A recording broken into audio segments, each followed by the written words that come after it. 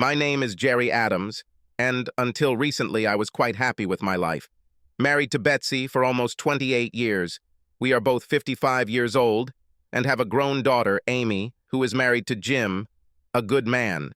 They have been married for 3 years and are expecting their first child. A quick history lesson about Betsy and me. We met in college and dated, but we were both working hard on our degrees and were never particularly close. We started dating and seemed to discover that we were both very compatible. 18 months later, we were married, and 2 years later, we were blessed with the birth of Amy. She was a wonderful daughter and very smart. Betsy and I have a good job. She has been teaching for 25 years, and I work in the finance department of a large company. We mainly work for the government, and I control costs and follow all the rules that are part of all government projects. I have a staff of 4 people and have been in business for 31 years. This story begins in the summer when my wife is not working, and once a month she and 3 or 4 regular girlfriends get together for dinner or sometimes just meet at one of their houses. Most meetings are just a chance for them to have fun.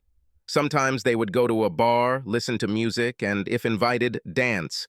I never questioned what was going on because my wife is rarely late or drinks too much. It started about 3 years ago. Around the same time, Betsy and I became empty nesters. We both loved our daughter very much, and I thought we could rekindle our romance a little. As we get older, we are no longer as sexually active as we used to be.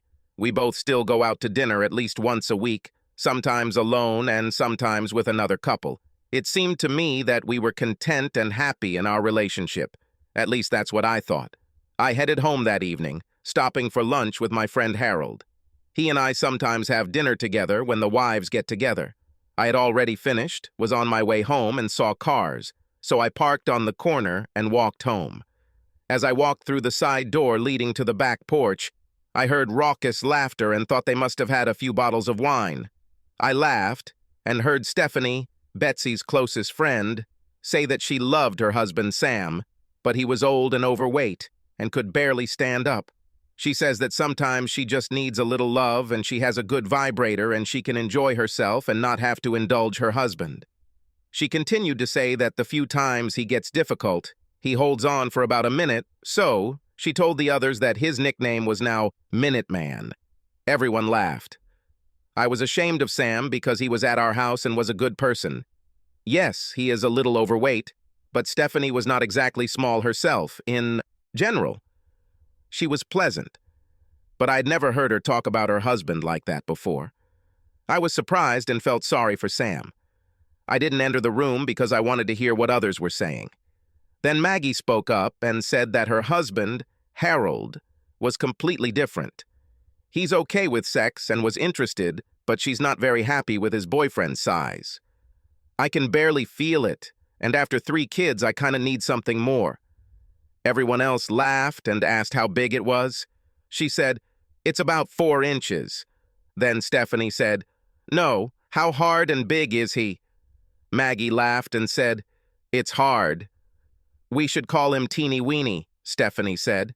Everyone exploded, and Stephanie told Maggie that she could borrow her vibrator any time she wanted. And she added, "When it gets cold, will he be able to find this little thing?" I stood there and was shocked that all women really say something very personal about their husbands. Harold is a good friend, and I felt terribly sorry for him. While they all laughed, I was glad that my wife was silent. At least I had a wife who had some respect. Then it was Erica's turn. I hardly knew her husband, Ollie, but he seemed nice to me. She said she was going through menopause and wasn't interested, but her husband was still horny. Therefore, sometimes he simply begged to satisfy himself in front of her, and she helped him with this. I like to make him act like a teenager, and I laugh at him when he gets excited and tease him when he does. I call him the blue ball boy. All the women laughed, and I heard my wife laugh. It was her turn. "Well, lady, admit it, we're all married to older guys and they're pretty pathetic." Stephanie, of course, had to make a remark. "Betsy, what should we call Jerry? What's his nickname?" I was deathly quiet and waited to hear her. She giggled and said, "I think a boner sounds good." Everyone laughed. I was stunned. In all these years, my wife has never said anything to me. I never forced myself, and sometimes, when she was tired, I left her alone and just kissed her. I never remember being intrusive. Did she just say that, or is it true? I remembered the times when our sex was sometimes once every 2 weeks or less, when she was going through menopause. I never heard her complain about me. I just stood there, my heart pounding. I was angry and hurt and didn't know what to do. Then Stephanie, the apparent ringleader, said, "We girls are bad too. We should start going to this new club and let some young guys dance with us. If our guys aren't doing it for us, we can at least give the guys at the club some liberties." The others laughed and said it was a good idea. Now I was wondering what was going on in the bar. Most of the time, Betsy came home and wasn't drunk or excited, and usually just took a quick shower and went to bed. Most of the time, I was still awake. One day, I asked how she was doing, whether she was dancing or not, and whether she was a good dancer, and she laughed and said, "I have something better at home." What nonsense. Now I wondered if she was being groped, but I didn't notice anything. As I stood outside the door, they all clinked their glasses and said that, yes, they should come out more often. I just stood there. Everyone continued to laugh and drink. Erica made a toast. For the Minuteman, the little weenie, the boy with the blue balls, and the boy with the boner. Everyone raised a toast. I felt disgusted. Do they do this every time they get together? Finally, Erica said, "You know that we are all married, and we should be happy that they are all good fathers, breadwinners, and even if they have shortcomings, they are ours." I was hoping sanity had returned, but apparently not. Yes, they were good fathers, but sometimes we need more.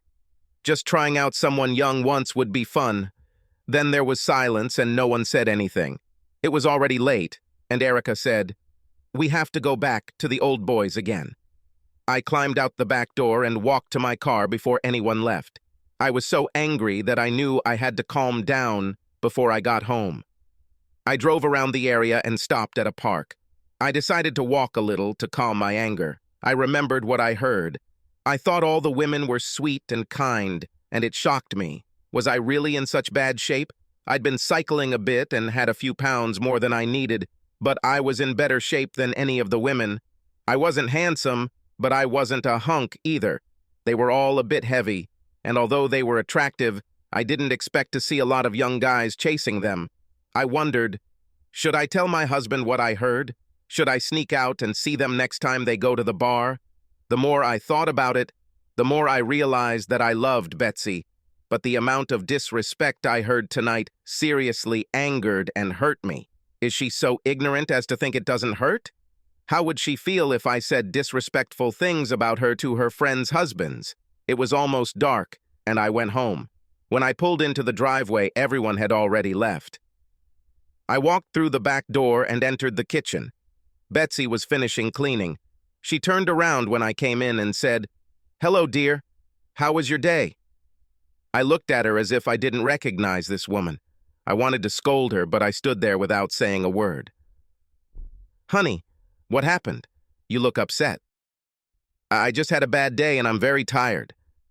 "I thought you were going to dinner with Harold." "What's happened?" "Harold is fine. I just had a bad day." "My head is pounding. I think I'll take a shower and then read a little and go to bed." Betsy rushed to me and hugged me. I stood limp and tired. She kissed me on the cheek. I pulled away and walked away. "Do you need something? How can I help?" "No, I'm fine, just very tired." I took a shower and jumped into bed. She looked into our bedroom and saw me reading. "Honey, if I can help, let me know. I love you." I simply nodded. I took a few sleeping pills and finally fell asleep. I remember Betsy crawling up to me to hug me, but I pretended to be asleep. She rolled over and fell asleep. On Saturday morning, I woke up early and decided to get on my bike early. Betsy was sleeping, so I went out and wanted to ride for about an hour. I usually only rode for 30 minutes, and that was enough to keep me going, but now I decided I wanted to start building up my endurance. When I returned, Betsy was already having breakfast. I started sweating and went back to the shower. "Jerry, I'll make you breakfast. What do you want?" "I'm going shopping with Amy to look for maternity clothes." "Don't worry about me. I'll just eat a bagel and drink coffee."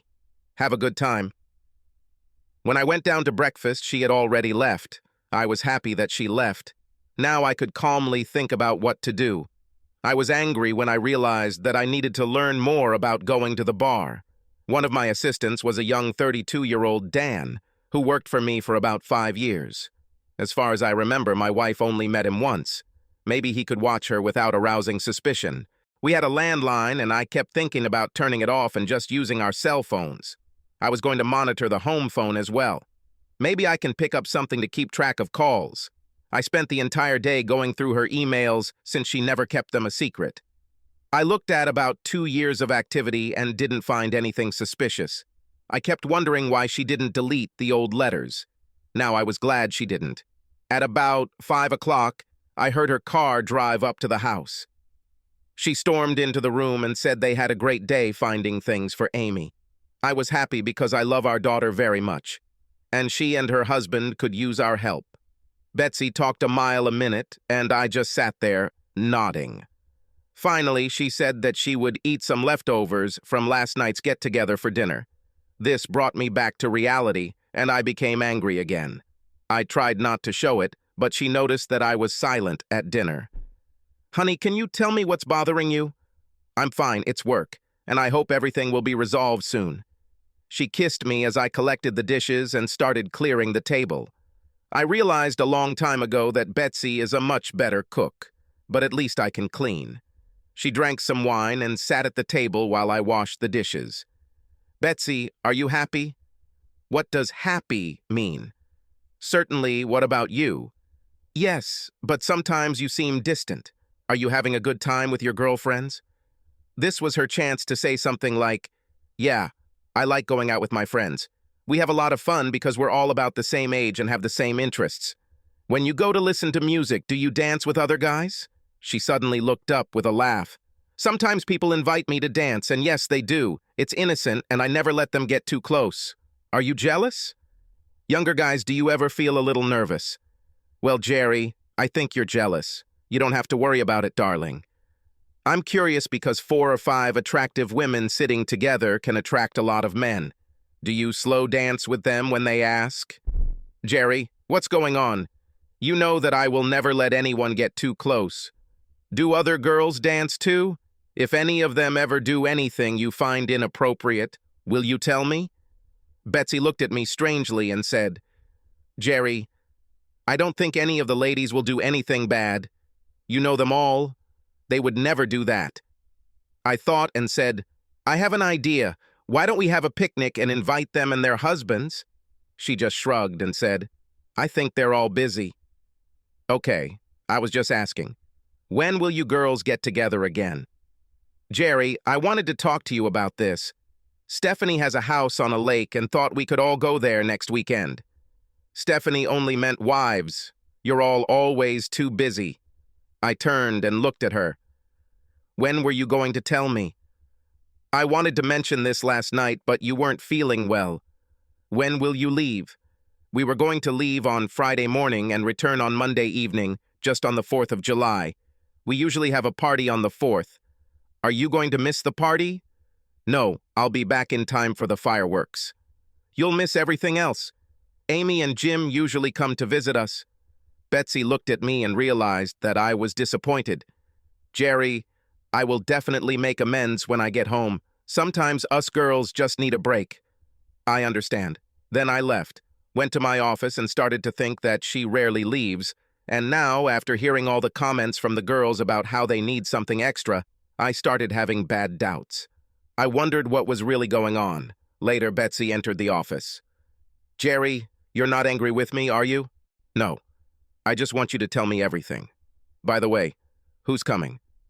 "Stephanie, Maggie, Erica, and Teresa. She works with Stephanie and is her good friend." I didn't know Teresa, but I wanted to know more about her. "Teresa is the same age. And is she married?" "I think she's about our age, but she's divorced." "That was great. My wife wants to run away for a few days to have fun with some women, and I have no idea what's going on. It's strange that you suddenly wanted to spend more time with your friends. I was hoping that we could spend some time together since I also have a day off on Monday." "That's very nice, dear. but this is the only time we can all get together. I promise that you and I can do some more before the end of the summer. As the week went by, I could tell my wife was excited about the upcoming trip. I was angry. I was going to try again and see her reaction. Honey, how about I join you on Friday evening and leave on Monday morning? You will still have some time away from your husbands, but we can also spend some time together. Jerry, for God's sake, what's wrong with you? We just need some girls-only time. Okay, you have time, but you won't like it if I want to go golfing with the guys for the weekend. That's because it's too expensive, and I don't like being alone.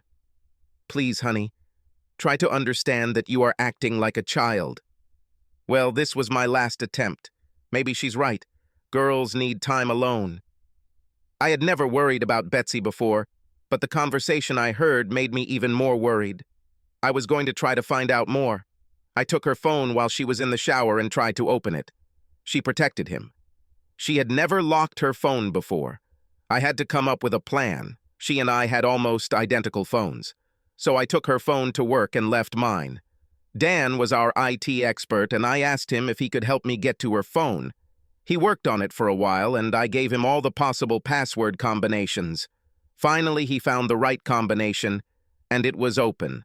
I looked through her messages, trying to find something I could use. I found a wealth of information. Dan tried to link her messages to my home email. I told him I really appreciated it, and he was happy to help. It appears that Stephanie was the ringleader of this group. First, they would go to her cabin, and they planned to visit some guests, and Teresa was the event planner. The more I read, the angrier I became. My dear wife was very excited. Only Maggie thought it was a bad idea, writing, "If the husbands find out, they will be furious." Stephanie just shut her down and said it would be fun, and if no one found out, no harm would come of it. My dear wife agreed. Erica said she was so excited she couldn't wait. I checked as many emails as I could. When I returned home, my wife asked if I had accidentally taken her phone. I told her yes. She blushed and said, "Why did you take my damn phone? It's private and you shouldn't look at it. Damn you, Jerry." I looked at her as if she had gone crazy. I realized that it was your phone, and since you recently locked it, I couldn't read it. Obviously, you are doing some personal things that you don't want your husband to see. What the hell is going on, Betsy? Nothing. I just don't like it when you look at my personal things. Betsy, do you have something to hide? Of course not. On Tuesday night, I slept fitfully. I decided to call my daughter and see if she knew anything. My wife and Amy talked almost every day.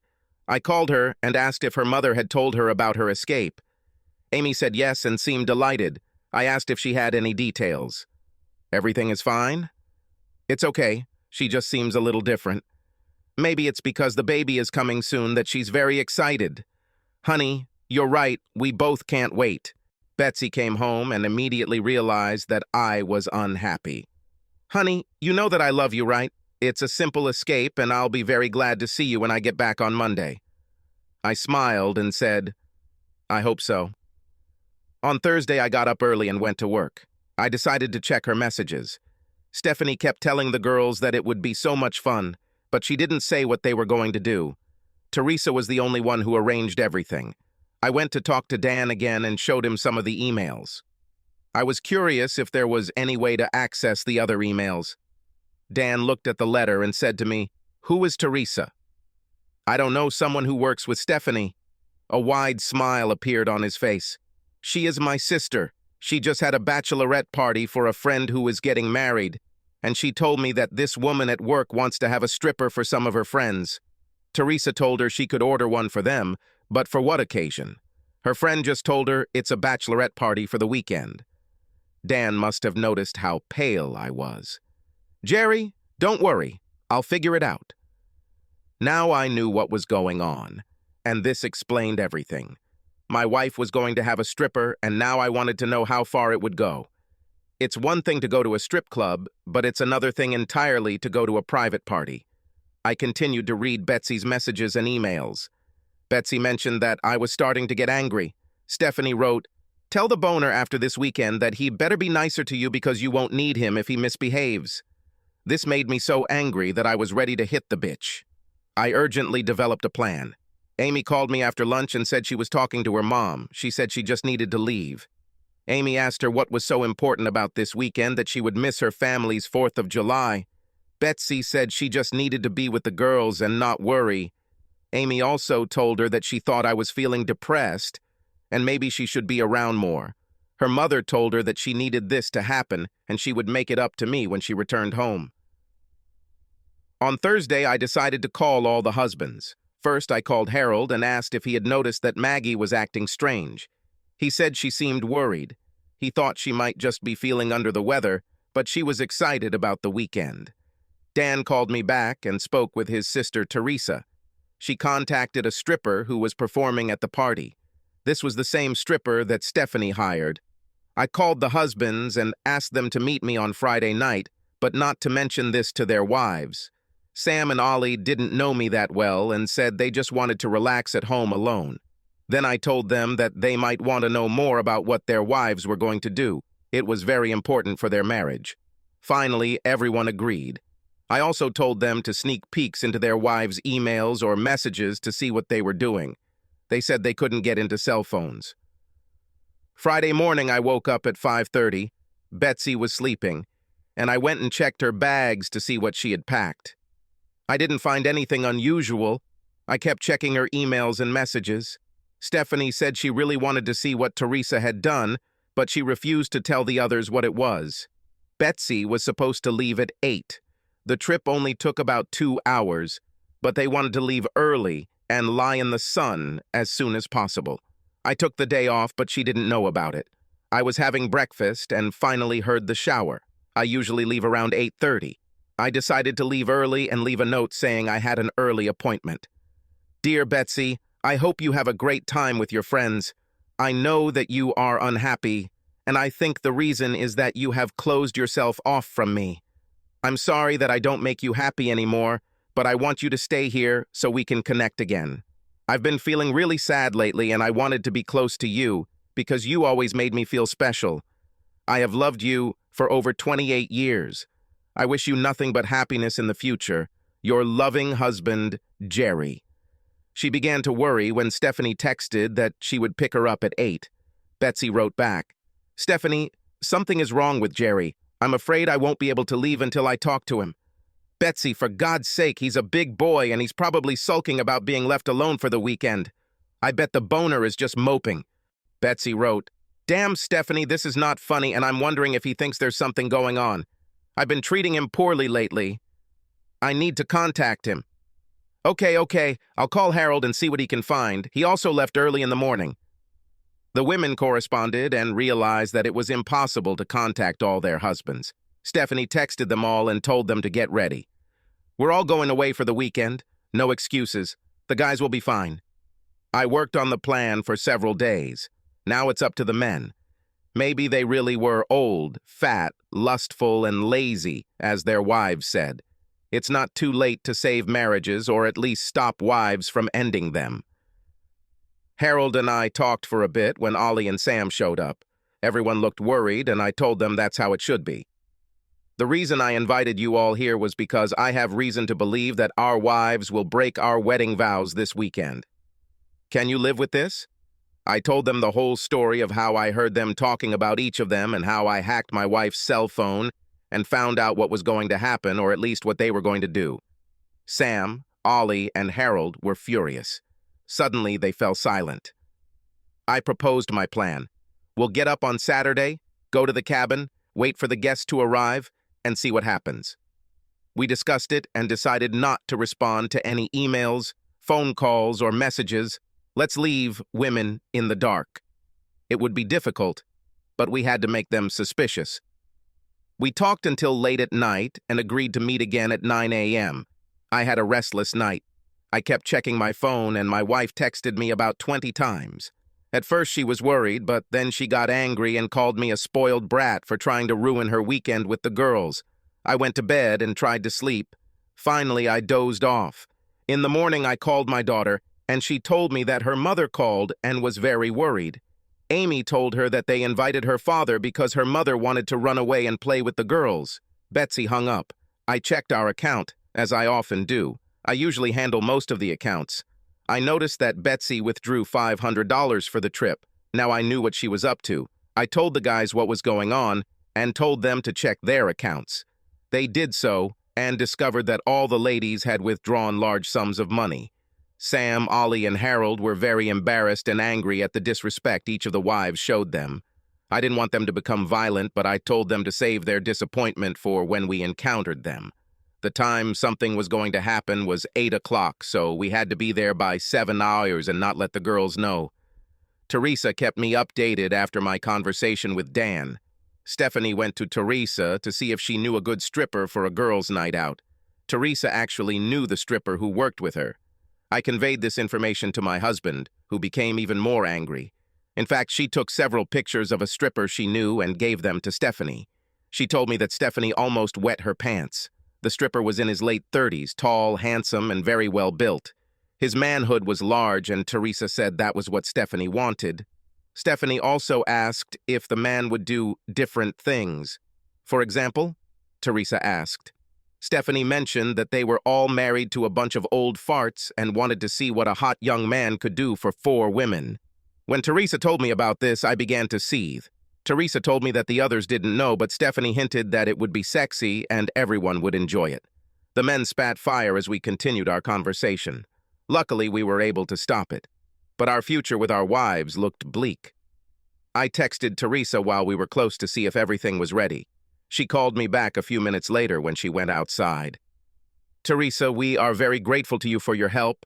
You've opened our eyes, and maybe it will save a marriage or two. I don't know. Jerry, I had a loser husband who cheated on me, and when Dan mentioned your situation and found out that I was working with Stephanie, I was happy to help. Stephanie told the others that a stripper was coming? I really want to know the truth, especially how my wife reacted. I could tell Teresa didn't want to tell me, but she finally did. Jerry, I think your wife is at the mercy of Stephanie and allows her to talk her into doing things she wouldn't normally do. Teresa, please tell me the truth. Did anyone admit to doing something when they went to the bar? It's hard to say, but they mentioned that some guys kissed them and ran their hands over them, but no one had sex. As for your wife, she said that one guy took her hand and held it on his hard-on, and she said it was very big.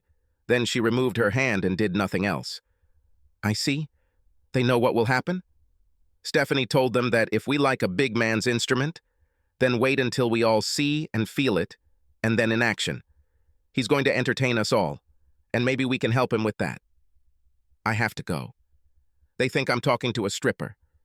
Jerry, what she said and did wasn't that bad. I hope you understand that Stephanie is the bad one. Thank you, Teresa.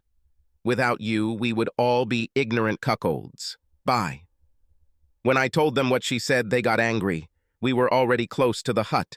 We stopped, and I was the representative and was going to tell the wives what we had decided. I texted Teresa that we would be there in 10 minutes. She answered, "Fine.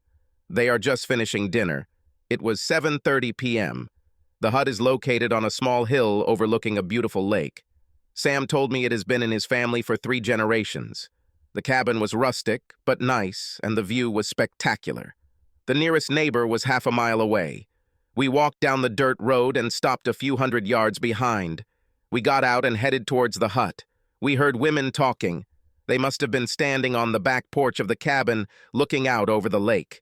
Sam opened the front door and we all went inside. The women had not yet seen us. They were sipping wine and talking. Sam opened the back door and the conversation stopped. All the wives turned pale. "Hi," Sam said and smiled, and they all stood stunned. Finally, Stephanie spoke up. "Sam, what the hell are you doing here?" "It's a girls' weekend. We were planning to go somewhere. Before you go, come into the house. I want you to meet my friends. Ladies, I'd like to introduce you to Blue Ball Boy, Tiny Weenie Boy, Boner Boy, and of course, Minute Man. Is that right, bitch?" he asked, turning to his wife. Stephanie was speechless, which was wonderful. I spoke next. "Please sit down and relax. We need to discuss something. Betsy started to say something, but I cut her off. No! She sat down and cried. Maggie looked like she'd seen a ghost, and Erica had PTSD. We want to discuss something first, and then you can talk. I turned to Teresa and said, Wow, you must be Teresa. You are wonderful. My wife says you are the same age as her. How old are you? Teresa feigned surprise and said, I'm 34. Obviously, my wife is either blind or lying. Right, hun? I winked.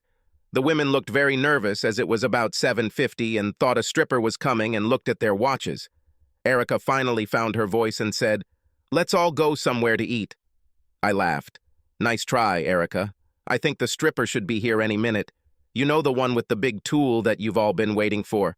My wife started crying, and Maggie was already crying. Harold couldn't hold back any longer. Maggie, you fallen woman, how could you humiliate me in front of your friends and discuss my size? I'll buy you a baseball bat and it will help make you happy. Ollie was next. Erica, you are so special. I've loved you for many years, and now all I see is betrayal on your part. Thank you for telling others that I need you. I don't just want sex. I want you. Well, not anymore. You speak of me as a groveling, submissive weakling. Well, fuck you. Then Sam added, Stephanie, you're disgusting. Most of these women's actions were triggered by your own self-esteem issues. You were the instigator of almost everything that happened. I thought I loved you, but you made it impossible.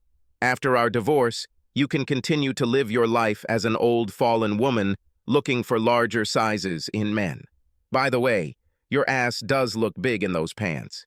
And honestly, if you get any bigger, they should tie ropes to you so you can march in the Macy's Thanksgiving Day parade. Finally, my dear Betsy, you also managed to burn bridges behind you. You lied and deliberately hurt me for fun. You won't find me so disgusting when I have a boner in the future because you will never see, feel, or touch it. I'm sorry that I loved you for 28 years and found you attractive. Maybe you'll go back to the bar and feel some guy's boners. Apparently you like it. By the way, there won't be a stripper. We stopped that as soon as we found out about it. Don't worry how we found out, but we did it. Honey, I hope that the $500 you took out of our account you can use to find somewhere else to live, or you can go and look for a stripper. Well, I've had enough. Happy life. The ladies followed us out into the street and tried to explain something, but heard nothing. Before leaving, we let the air out of 2 tires on Stephanie's car. She wouldn't be able to find someone to fix it until tomorrow or later since it was a holiday weekend. Teresa had already left while we were talking with our wives. We all returned home. My wife kept calling and emailing. All the messages were bullshit. She wrote that she was very sorry, that it was all a big joke. In one voice message that I listened to, she said, Jerry, I'm very sorry, but all the women were joking. We understand that this was offensive. I would never have sex with anyone else. It was purely entertainment, and I was wrong for not telling you about it in advance. I love you very much, and I can never replace you. I didn't answer. I went to my daughter Amy's house and had a nice picnic with them. I told her that her mother hired a stripper for their entertainment, and I don't trust her. She was upset and shocked that her mother did this. When her mother called her, she asked, Did you like the stripper? Her mother said it was a joke, and that she should never talk about it. Our wonderful wives were able to return home on July 4th. I've already met Amy and Jim. Finally, Betsy joined us. Jerry, Amy and Jim, I'm so sorry for what I did, and I want you to know that I love you very much and will do everything in my power to make it better for us. Amy told her, Mom, I'm very disappointed, and I can't believe you think this is acceptable. I haven't seen a stripper since I was in college. Really? Jim said. Perhaps you should tell me about this. I didn't know this about my wife.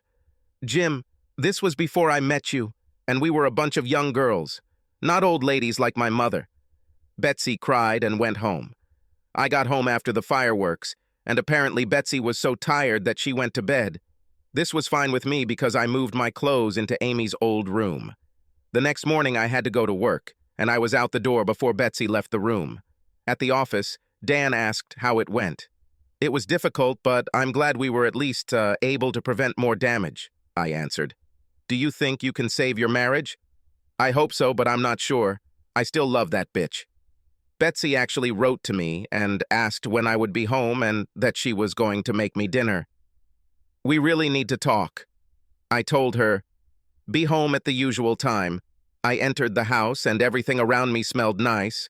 She came up to me and said, I missed you and I'm sorry about everything. Could we talk about this after dinner? Certainly. Dinner was quiet, but the food was good. I love her cooking. When it was all over, she asked permission to go into the living room and brought dessert and wine. I thought, she's trying to get the whole court press here. Jerry, I'm sorry about the weekend. We never had any intention of doing anything with a stripper. I didn't even know about it until we arrived. Betsy, when did you find out about this? Why didn't you refuse or at least tell Stephanie that this was wrong? I thought about it, but she planned everything and it was her cabin, so we all felt like she was in charge. Also, tell me more about those times you went to the bar. How many male friends have you already groped and how many have you been groped? No, I was not groped, and I did not feel. This didn't happen. Well, according to one of your friends, a guy put your hand on his boyfriend, and you said he was huge. It is not true. He may have accidentally touched me, but I never felt it or played with any guy. I've been thinking a lot in the last 2 weeks, and I'm very unhappy. As you know, you didn't care when I was hurt, and your disrespect is disgusting. Your conversations sound like sluts talking about their clients, not about the husbands you are supposed to love. Where did this come from? Do you always say bad things about us? Honey, this is girl talk, and we just say different things, and most of them are embellished. I know it sounded rude, but we were drinking and being stupid. How would you feel if we husbands talked about personal things and laughed at you women? Would any of you be called fat? You'll be furious, and you know it. This was unacceptable and disrespectful. I'm so sorry, Jerry. It was wrong, and we shouldn't have done this or planned a girls' weekend. I really don't know why Stephanie wanted to do this. I know why. She doesn't respect her husband, and she convinced you all to do the same. Jerry, it's not true. I've never loved anyone as much as you. Please, I promise to make amends, and I will do so. Nobody means more to me than you. Okay, we'll see, but first you have to prove it to me. I moved all my things into Amy's old room. It's still quite cozy. I want you to see a psychologist. Besides, my boner won't bother you. I just didn't think our marriage was so bad and you were so unhappy. I love you, and I wonder where you lost respect for me. You make me seem like a lustful old man, rude and disgusting. Am I really that bad? Honey, I love you, and you're not disgusting. I made a stupid mistake and took you for granted. I was wrong. I don't think I need counseling. Let's put it this way. You let Stephanie tell you what to do, and I worry about her influence on all you women. This is why I think counseling is necessary. She was shocked and said she would do what I wanted. I could tell she didn't agree with me, but I felt like she needed it. I told her I would go with her if it would help, but she needed to find someone to help her. All the husbands decided that the women were right about one thing. We needed to get in shape. We went to the gym and worked on ourselves relentlessly. I gained strength and felt better, and my daughter thought I was handsome now. As if this really matters to a 56-year-old man, I thought. This is the situation. 2 marriages are in the counseling stage, and 1 is almost finished. Stephanie and Sam are about to get divorced. Stephanie left and went to live with her sister in another state. Sam was a little sad, but he started dating a little. Nobody cared about Stephanie. Erica and Ollie have had counseling and are trying to get back to where they were before the intervention. Erica is more worried about her husband, and Ollie has become more assertive. He wants to be damn sure that no one thinks he's submissive. I think they will succeed. Maggie and Harold, well, she was the only one who thought that what they were planning would be a problem. She tells everyone how much her husband means to her. She lets everyone know that he really is the hottest lover since Casanova. I think my best friend Harold got over his embarrassment. This, of course, leaves me. We still live in the same house and Betsy is still in counseling. Technically, we are married, But I have a new love in my life. My beautiful granddaughter, Brittany. At times, Betsy does seem remorseful, but who knows? Amy wants me to give her mother a second chance. Betsy and I have started to have some intimacy. The sex is okay, but I want to feel the passion again. She tells me that she really needs me and loves me, but time will tell. I'm starting to feel better about myself, as some of the ladies I meet at the gym seem to be a little more interested in me after I told them my story. Wait and see. Subscribe to our channel so that your second chaff doesn't cheat on you, and go ahead and listen to the next story, because this story is nothing compared to the next one. If you're under 18, don't even think about listening to the next one.